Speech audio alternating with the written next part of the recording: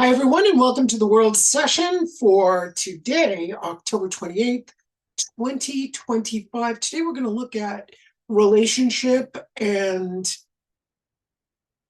the theme that came up was gaslighting. So we're going to look at how when we're in a relationship, this could have happened historically. Now, some of you might not have experienced gaslighting. Don't worry about it. You won't have the balancing, but you can take in the aspects that have to do with active memory within relationships. So we'll have two categories. One category that's going to be generally in relationship, what could kind of get stuck within you when it comes to seeing clearly within relationships. So gaslighting is usually someone who says your memory is incorrect, let's say. Your witnessing of events is incorrect.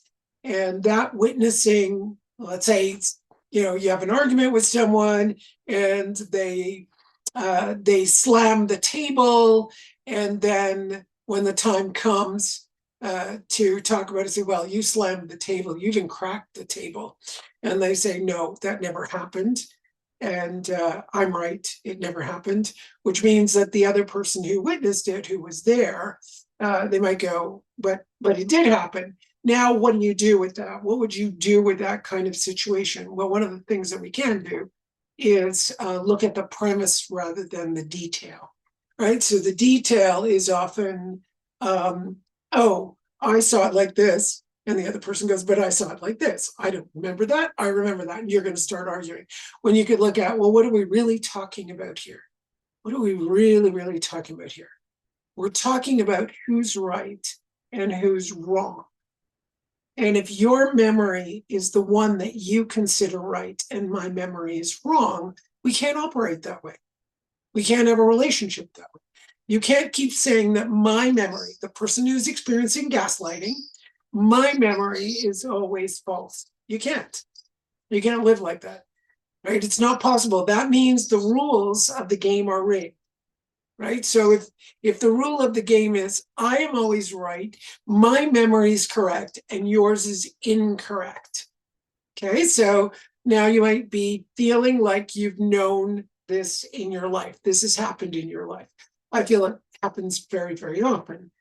Somebody might just not have a good memory about things, and then it feels like you're being gaslit. It doesn't have to be totally that way. But if the person says they have to be right about it, you're going to be in trouble. If the person says, no, I don't remember it that way, but I'm not sure if I remember the details, you have a different situation there. But if someone says, no, no, I don't remember it that way. I remember it like this. That never happened. And you're beginning to think that you're crazy. Well, we want that out of the way. And don't forget, there's so many variables when it comes to memory, because memories, especially because we're dealing with a lifetime of memories when we're working through energy, one of the things that can occur is that you have false memories. Right? You can have a lot of false memories, and those false memories can gaslight you too. Okay. And then there's a third category I want to work with is when you're brainwashed to believe something and you don't realize that you're brainwashed to believe it. And all of a sudden you start realizing that your reality and what is going on in your head is not working at the same time. It's not working together. So we need to get that stuff out of the way, because we can be brainwashed, right? So, let's say you still believed in Santa Claus and you're walking around saying there's a Santa Claus, and you start realizing in your reality, no, there's no Santa Claus coming down the chimney. There's no, there's no chimney in this house. And you start realizing, oops, reality is not matching what we believe. Okay, that's a silly example, but you can find it in other ways. I have some memories like that every so often, where I don't quite remember it, but let's say I remember, no, I think I like that, but I don't remember the details. Then I start seeking out the details, and I find all the details. I can find pictures, or I can find a movie of it, and I look at it and I go, wait a minute, I was told this was a good thing. That's the memory I'm having. but the actual thing wasn't good. I was told it was a good thing.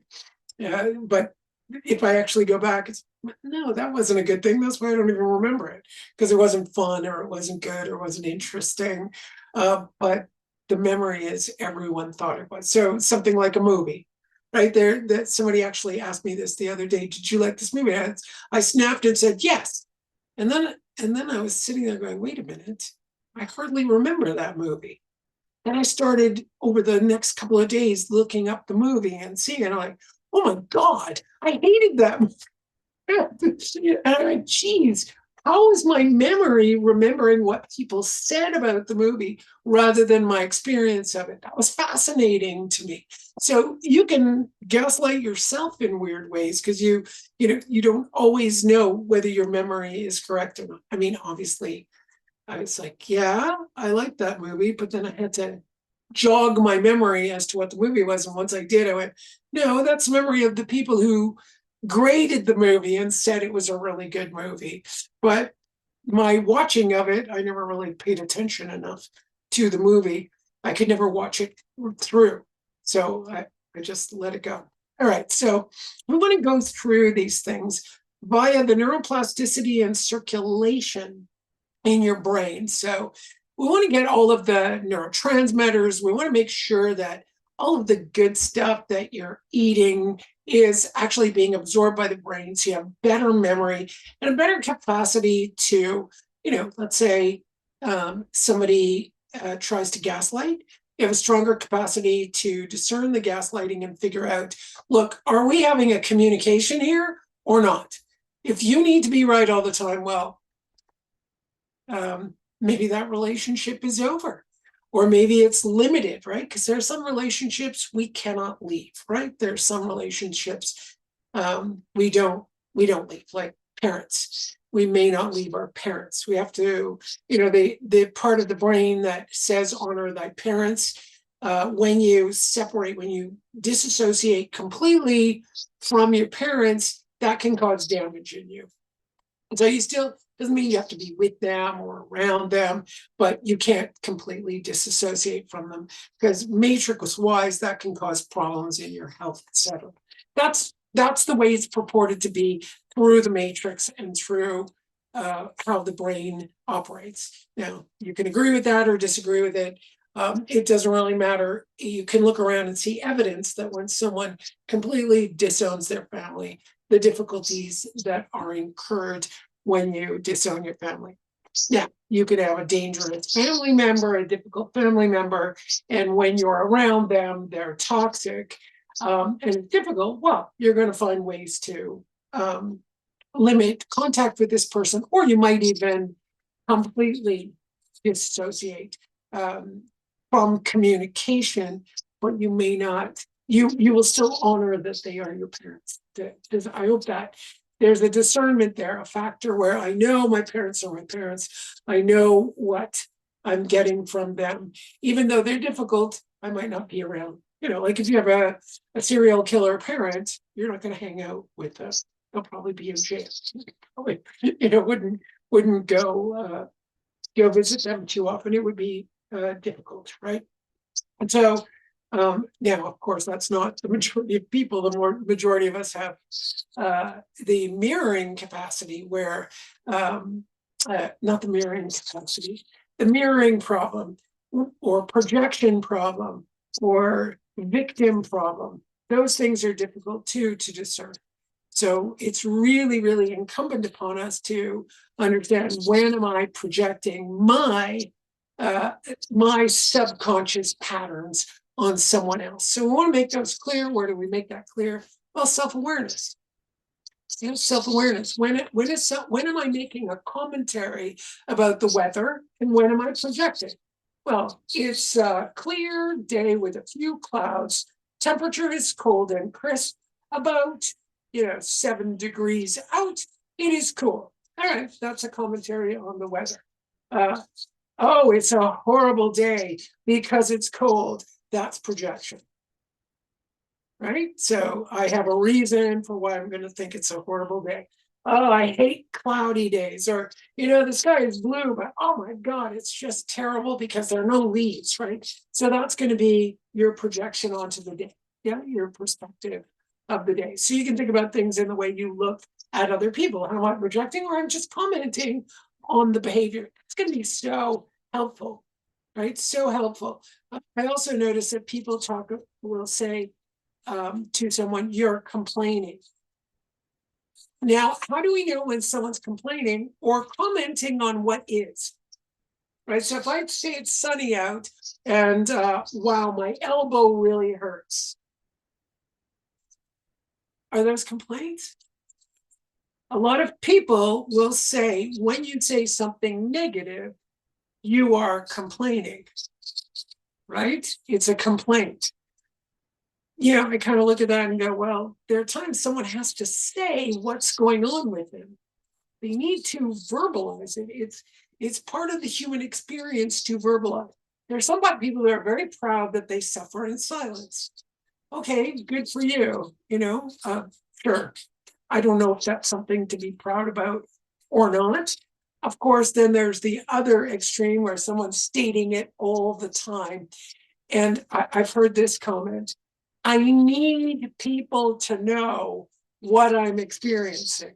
That's odd too. I find that really odd. So it's up to you to have some self-awareness and see when is something clearly a commentary. Of course, there are people who can manipulate and say, I am not complaining. I am stating what is. So you have a better understanding. Are they or aren't they? You need to suss that out for yourself. Yes, suss that out for yourself without too much projection. So, yeah, and it's hard. It's hard. So, what I'm doing for this session, those are a few. I mean, we could go on and on in different categories. I'm kind of expanding and elaborating on the idea of gaslighting, because if somebody tells you that what you are doing is something that you're not doing, and they don't believe you. So let's say you turn around. So I see someone looking directly at me right now, and she's got glasses on and kind of curly hair. So she's looking right at me and she's shaking her head and going, I can just see her saying to me, well, Terryann, I am experiencing this. And then the other person turns around and says, why are you complaining all the time? And that would be directly, no, I'm telling you my experience. Just like telling someone, I have a family member where I can give a positive experience. So I have a really good experience today. I went out to the park and went for my walk. And this lady comes up. She said, would you mind taking a picture of me? And I said, of course not. So I go to take a picture of her, and she kind of just stands there. I said, oh, come on. Do a pose, strike a pose. Or she struck up. I'm like, another one. That's a little bit contracted. Do a little bit more. So we got 4 photos. And she just came up to me after. She said, I asked someone yesterday and they got mad at me. I can't believe you did this for me. What a wonderful heart. You were a wonderful person. And I was like, wow, my day was wonderful. And I wanted to go tell someone this. Now I've told the whole world online, but I wanted to tell someone. I went, no, don't tell that person. They're going to tell me immediately, you enjoy when someone compliments you. And I'm like, okay, I don't want to say that, because that's what he's going to pick up from that situation. For me, it was just a beautiful exchange. I don't care that I was like just happy. We're happy in this moment together. Who cares? She was saying those things not to say, oh, you're so beautiful. She just had a beautiful moment, and it was a beautiful moment, and it brought out the 2 beautiful things within us. I'm an old lady. I know I'm an old lady. To be told, oh, this is what someone said. You're old now. This wasn't to me. It was to someone else. You're old now. You can't be beautiful anymore. It's like, okay, that's your opinion. But this is a negative person. Everything is negative. So you kind of feel crazy because you have to continually censor yourself, because if you're not censored, you will. And what's really bad about censoring yourself with someone else is that you're trying to control yourself and the other person's behavior. I am very well aware of what I just said, trying to control that behavior. Yes, I'm trying to control my behavior so it creates the best possible circumstance. Is that correct? Is it incorrect? I think it's not about being correct. I think it's about making the best out of a situation, right? The best you could possibly do. But I will make a huge but with that, is that when the situation, when you're trying to control your behavior, you get stuck in this behavior and that behavior gets criticized. And you have to turn around and say, yeah, but what I actually feel is, and now you appear to be a liar. Right? So that could be where you're gaslighting the other person, or one is gaslighting the other person, because it's not really gaslighting. It's more the complexity of a relationship when you can't discuss things with another person. Right? So, and I'm not talking about strangers. Right, strangers that, or friendships where you hang out once in a while. You're not going to go into this depth necessarily, but when you have close friends and family members, it does get complex when one of the family members is unwilling to be self-aware and perceive your perspective on things. All right, I had no idea that was going to come up that way. This is something that would require like 10 hours of lecturing. Maybe one of you wants to come on and we could lecture each other on all this. All right, so sit nice and comfy, cozy. We'll see what, works out within your system. I'd really like this to unravel in the gut brain. I can feel that while I was talking, the gut brain was going through all kinds of habitual responses, and it just went, look, I need a break on this. I guess one of the things that brought me to the introduction of this session is, I think it was Jordan Peterson I was listening to, and he said, you're going to die one day, and there's going to be a funeral for you. And everyone's going to go to your funeral. And some people are going to call and say, I've got an emergency. I need to go take care of my family member, and they won't be there, right? And then you're going to have people at the funeral, some are going to be crying, and others are going to start talking about the ball game, their latest, what the kids are doing. Some people are going to be laughing, and then a week's going to go by, and the people that are super close to you are going to start to go back to work, and they're going to start living their lives.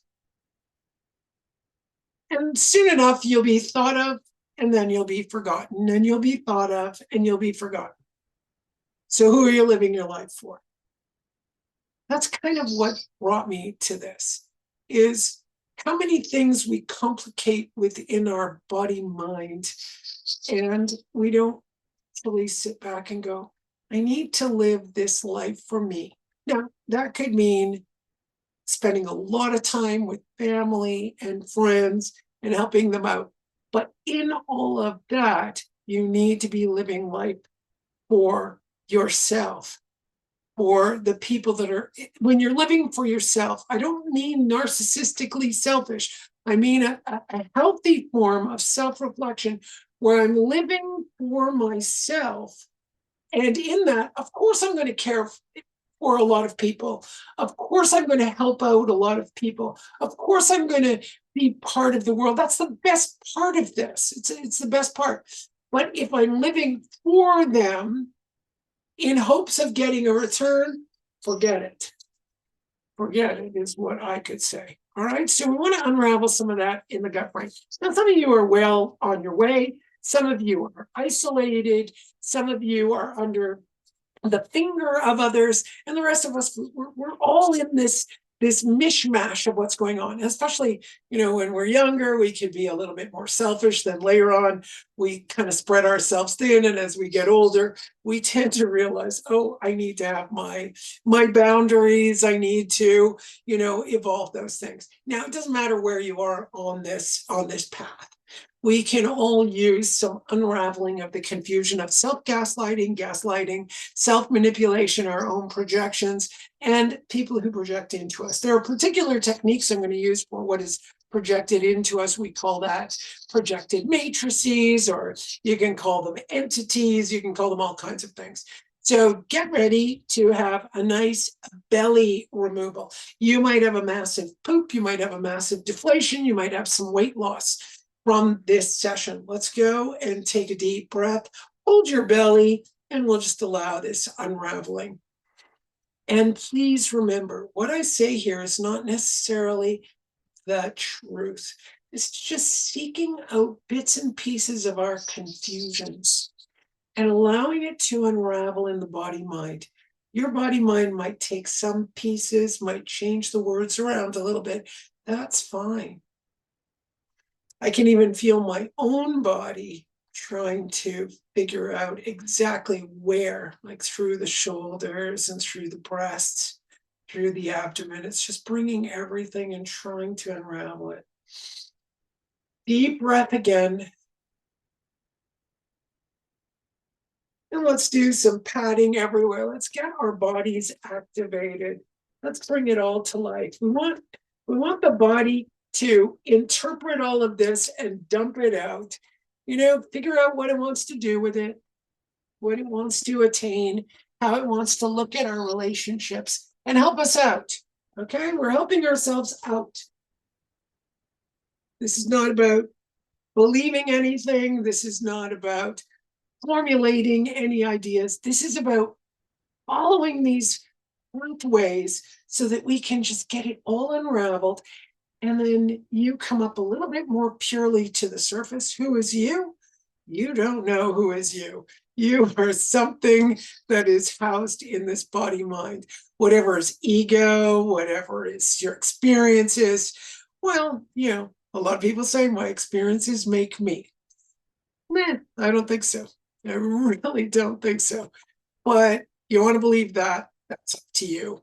And the other part is, I can let go of all those experiences. So I've had some very catastrophic experiences in my life, like, not very nice experiences. I traveled a lot. I traveled as a young woman, and some bad things happened. So if you want to tune into your bad things right now, whether it's within your family, whether it was in society, whether it's, we're going to do some really bad things, okay? And I'm just doing like mom and dad got mad at you. I'm doing some really bad things, okay? So whoever has those, I do. We're going to unravel them. I want to get those traumas out.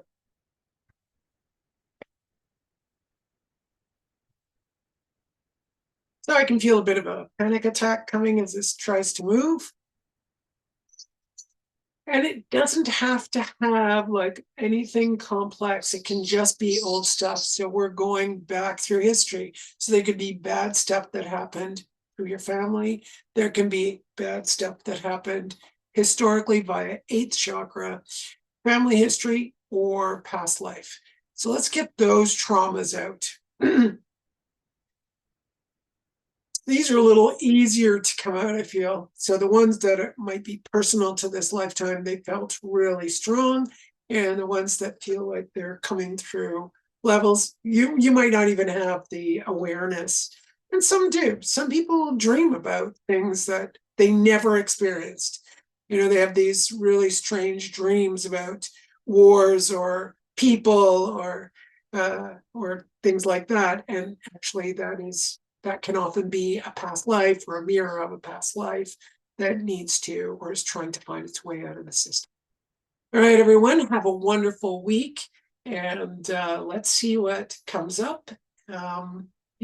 Thank you. And please like, share, and subscribe, and we'll get some more stuff done. Please leave your suggestions anytime you like. Just put them in the comments below or on some site's DM. And have a great week. Bye, everyone.